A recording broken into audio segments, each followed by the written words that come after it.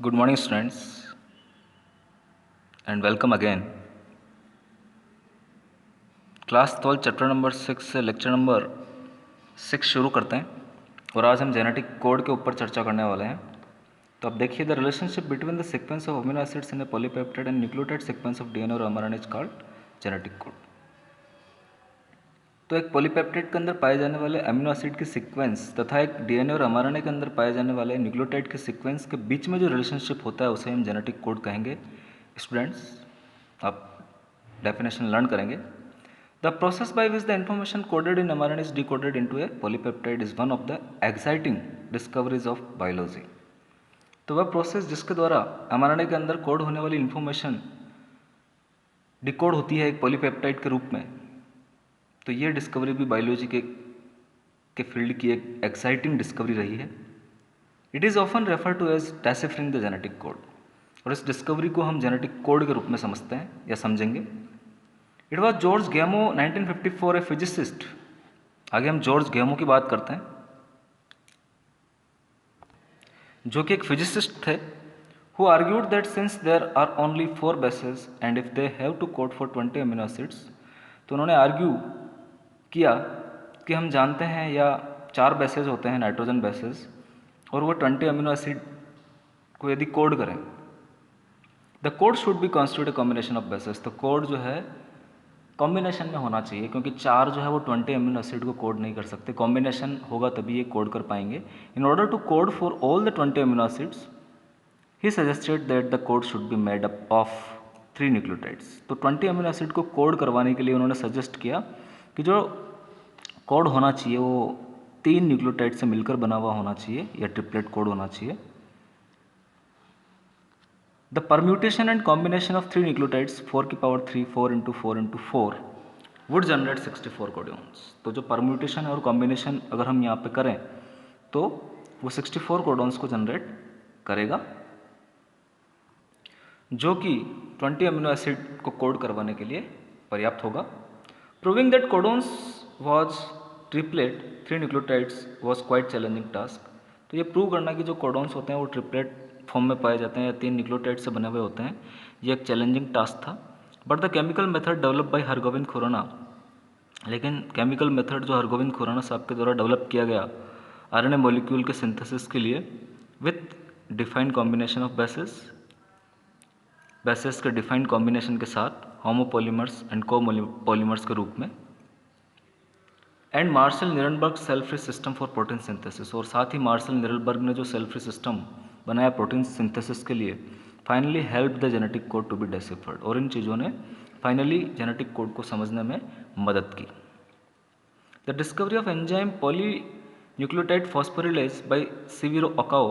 आगे एक enzyme polynucleotide फॉस्फोरिलेज की डिस्कवरी सिविरो ओकाओ के द्वारा की गई। यह डिस्कवरी भी काफ़ी हेल्पफुल रही। was also helpful to polymerize RNA with defined sequence in template independent manner। तो इस एंजाइम के द्वारा आरएनए को बिना टेम्पलेट के ही पॉलीमराइज किया जाना संभव हो सका। That is enzymatic synthesis of RNA without A template, यानी आरएनए का एंजाइमेटिक सिंथेसिस यहाँ पर दिया गया बिना किसी टेम्पलेट की सहायता से। Finally a checker board of genetic code was prepared which is as follows. और फाइनली एक चेकर बोर्ड जेनेटिक कोड के लिए बनाया गया जो कि निम्नानुसार है। उसे देखकर आप समझ सकते हैं कि जेनेटिक कोड जो है वेरियस अमीनो एसिड्स के लिए कौन कौन से हो जाएंगे। तो हम देखते हैं स्टूडेंट्स, बुक के अंदर का आप 6.1 डायग्राम देखेंगे, ये टेबल यहाँ पर बताई गई है जेनेटिक कोड के लिए। तो आप देखिए स्टूडेंट्स, फर्स्ट बेस इस रो में आपको बनाना है UCAG करके, सेकंड बेस UCAG इधर बनेगा, और थर्ड रो में थर्ड बेस आएगा UCAG UCAG UCAG UCAG। तो इस प्रकार आप 4 की सीरीज़ में से पूरा लिखेंगे UCAG UCAG UCAG। और यहाँ से जो किस प्रकार से हम कोड बनाएंगे आप देखिए, UUU एक फर्स्ट बेस आप यहाँ से लेंगे, सेकंड बेस आप पहले ले लेंगे और यहाँ से भी ले लेंगे, तो UUU आपका हो जाएगा। इसी तरह UUC UUA और UUG। तो इस प्रकार से आपकी पहली जो कॉलम है वो फर्स्ट बेस, सेकंड बेस और थर्ड बेस के साथ कंप्लीट हो जाएगा। इसी तरह आगे का प्रोसेस भी चलता रहेगा। देखिए आप CUA, CUG and AUU, AUC, AUA, AUG, GUU, GUC, GUA and GUG। तो ये किस प्रकार से बनाए जा रहे हैं स्टूडेंट्स, आप देखेंगे। यानी students UCAG, UCAG, UCAG, UCAG तो चलेगा ही, और फिर आपको एक बेस यहाँ से लेना है, एक बेस यहाँ से लेना है। तो इसी तरह देखिए आप AU अपन ने ले लिया, और इधर से लेना है U, फिर C लेना है, फिर A लेना है, फिर G लेना है। तो आप अच्छे से इसे देखिए, आप पूरी टेबल अच्छे से बना सकते हैं। PHC से मतलब हो जाएगा phenyl alanine amino acid, LEU से मतलब हो जाएगा ल्यूसिन, ल्यूसिन, आइसोल्यूसिन, मिथ्योनिन, या इसे हम स्टार्ट कोडोन भी बोलेंगे। वैलिन के लिए हो जाएगा टायरोसिन के लिए UAA, UAG और UGA, ये तीनों स्टॉप कोडोन के रूप में जाने जाते हैं। UAA का नाम ओकर, UAG का नाम अंबर, UGA का नाम हो जाएगा आपका ओपल। ये हिस्टिडीन के लिए, ये ग्लूटामाइन के लिए, ये एस्पेरेजिन के लिए, लाइसिन के लिए, ये एस्पार्टिक एसिड के लिए, ये ग्लूटामिक एसिड के लिए, सिस्टीन के लिए, ऑर्जिनाइन के लिए, सीरीन के लिए, ऑर्जिनाइन के लिए और ग्लाइसिन के लिए। तो इस प्रकार से स्टूडेंट्स ये हमारा जेनेटिक कोड का चेकर बोर्ड हो जाएगा। बुक के अंदर 6.1 डायग्राम में ये बनाया गया, आप इसे अच्छे से बनाइए और इसे याद भी करिए। आगे हम कैरेक्टरिस्टिक्स ऑफ जेनेटिक कोड की बात करते हैं। तो सबसे पहला कैरेक्टरिस्टिक्स हो जाएगा ट्रिपलेट कोड, जैसा कि हमने पढ़ा है पहले भी। The genetic code is a triplet code. तो जेनेटिक कोड जो होता है वो ट्रिपलेट कोड के रूप में पाया जाएगा। 3 adjacent and 2 bases constitute A codon which specify the placement of 1 amino acid in A polypeptide. जो 3 एडजेसेंट नाइट्रोजन बेसेस होते हैं स्टूडेंट्स, वो कोडोन बनाएंगे जो कि स्पेसिफाई करेंगे एक अमीनो एसिड को पॉलीपेप्टाइड चेन के अंदर। नॉन ओवरलैपिंग दूसरा फीचर हो जाएगा। The adjacent codons don't overlap. जो एडजेसेंट कोडोन होते हैं वो एक दूसरे के ऊपर ओवरलैप नहीं करते हैं। Each single base is a part of only 1 codon. जो प्रत्येक सिंगल बेस है वो एक कोडोन का ही भाग होता है या होते हैं। तीसरा फीचर हो जाएगा कोमालेस। जो जेनेटिक कोड होता है वो कोमालेस होता है। The genetic code is continuous. Genetic code continuously पाया जाएगा and does not pauses after triplets. यानी जेनेटिक कोड जो है वो पॉज नहीं होगा ट्रिपलेट के बाद, रुकेगा नहीं। कोमालेस, कोमा नहीं पाया जाएगा हर एक ट्रिपलेट के बाद। यूनिवर्सलिटी की हम बात करते हैं। जेनेटिक कोड इज यूनिवर्सल, सार्वत्रिक होता है। A given codon is in the DNA and mRNA specify the same amino acid in the protein synthesizing system of all organisms. यानी प्रत्येक ऑर्गेनिज्म के लिए, जितने भी ऑर्गेनिज्म यहाँ पर पाए जाते हैं, उन सभी ऑर्गेनिजम्स के लिए जो कोडोन है वो सेम पाए जाएंगे। तो ये यूनिवर्सलिटी हो जाएगी। A given codon in the DNA and mRNA, जो DNA और mRNA के अंदर गिवन कोडोन है, specify the same amino acid, वो एक सेम अमीनो एसिड को स्पेसिफाई करेंगे in the protein synthesizing system, protein synthesizing system के अंदर ऑफ ऑल ऑर्गेनिज्म, सभी ऑर्गेनिजम्स के अंदर। नॉनसेंस और terminator codons. 3 of the 64 codons namely UAA ochre, UAG जिसे हम अंबर कहेंगे, और UG opal don't specify amino acid. तो ये 3 कोडोन जो होते हैं वो किसी भी अमीनो एसिड को स्पेसिफाई नहीं करते हैं, but signal the end of the message. लेकिन ये सिग्नल होते हैं मैसेज को ख़त्म करने के लिए। They are called nonsense codon, terminator codon. इन्हें हम टर्मिनेटर कोडोन या नॉनसेंस कोडोन बोलते हैं। Either of these stop synthesis of the polypeptide chain. और इनमें से कोई भी जो है वो पॉलीपेप्टाइड चेन के सिंथेसिस को स्टॉप कर सकता है। इनिशिएशन और स्टार्ट कोडोन्स की हम बात करते हैं। The codons AUG and GUG code for methionine and valine respectively. AUG methionine के लिए कोड का काम करेगा, GUG वेलिन के लिए also act as start codon. ये स्टार्ट कोडोन का भी काम करते हैं, ड्यूल फंक्शन है इनका। They initiate the synthesis of polypeptide chain. ये पॉलीपेप्टाइड चेन के संश्लेषण को शुरू कर सकते हैं, hence are called initiator and start codon. इसलिए इन्हें स्टार्ट कोडोन या इनिशिएट कोडोन भी कहा जाता है। डीजनरेसी की हम बात करते थे। जेनेटिक कोडोन्स और degenerate codons, that is the lack specificity and one amino acid often has more than one code। यानी जो जेनेटिक कोड होते हैं स्टूडेंट्स वो बहुत ही कम स्पेसिफिसिटी रखते हैं, और एक अमीनो एसिड जो है वो एक से अधिक, often has more than one code triplet, एक से अधिक कोड भी रख सकता है। तो देखिए कैसे रखता है।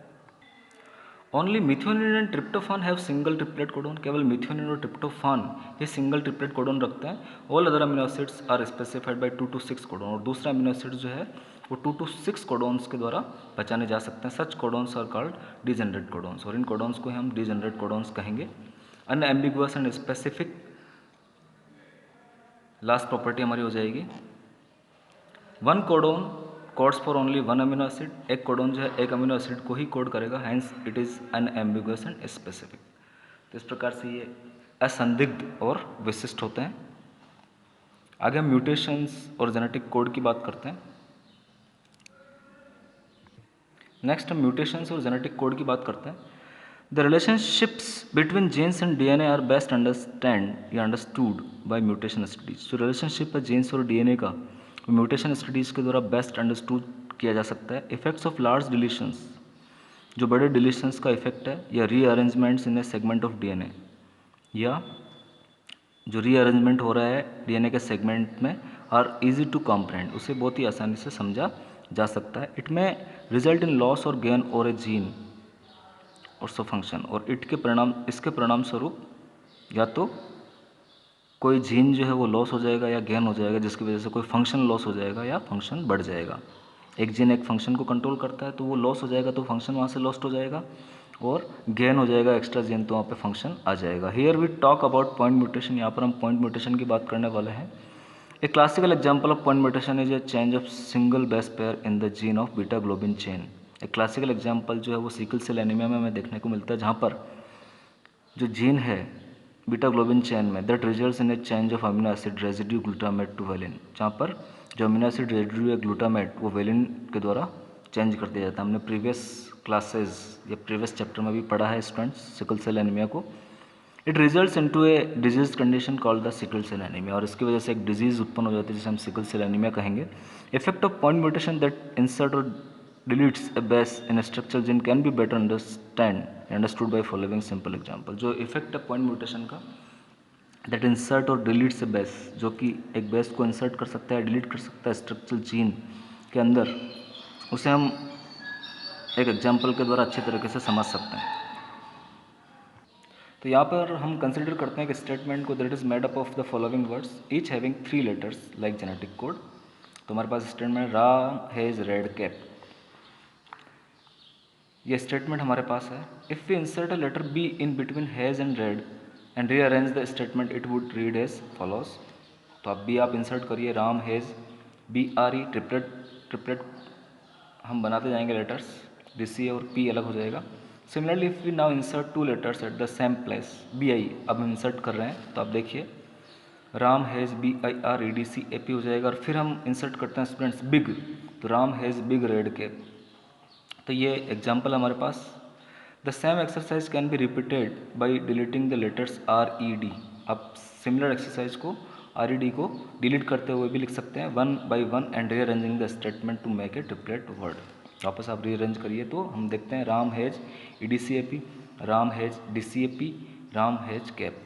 तो इस प्रकार से हमने इंसर्ट भी किया है स्टूडेंट्स और डिलीट भी किया है। The conclusion from the above exercise is very obvious. जो कंक्लूजन है ऊपर वाली एक्सरसाइज का वो बहुत ही स्पष्ट है। इंसर्शन और deletion of 1 or 2 bases changes the reading frame. एक से अधिक या 2 बेसेस का इंसर्शन या डिलीशन जो है वो रीडिंग फ्रेम को चेंज कर देता है from the point of insertion और डिलीशन, जहाँ से वो इंसर्ट हुआ है या डिलीट हुआ है। However such mutations are refer to as frame shift, insertion और डिलीशन म्यूटेशन। इस प्रकार के म्यूटेशंस को हम फ्रेम शिफ्ट, डिलीशन और इंसर्शन म्यूटेशन की संज्ञा देते हैं या बोलते हैं। It means a protein with a new set of amino acids. हम कह सकते हैं जो प्रोटीन है वो नए सेट अमीनो एसिड के साथ बनेगी। एक प्रोटीन के अंदर जो अमीनो एसिड के सेट है वो न्यू हो गए हैं। फ्रेम शिफ्ट म्यूटेशन की हम बात करते हैं तब। तो इस प्रकार से स्टूडेंट जेनेटिक कोड और म्यूटेशन कंप्लीट होता है। जेनेटिक कोड भी हमारा कंप्लीट हो जाता है स्टूडेंट्स। तो इस लेक्चर में हम यहीं तक पढ़ने वाले हैं। आगे स्टूडेंट्स हम आगे के लेक्चर में रोल ऑफ tRNA मॉलिक्यूल की बात करेंगे एज ए अडेप्टर मॉलिक्यूल, और वेरियस प्रकार के RNA की भी हम बात करने वाले हैं कि कितने प्रकार के RNA मिलेंगे, और साथ ही हम ट्रांसलेशन के प्रोसेस को भी देखेंगे कि ट्रांसलेशन का जो प्रोसेस है वो किस प्रकार से कंप्लीट होता है। Thank you very much.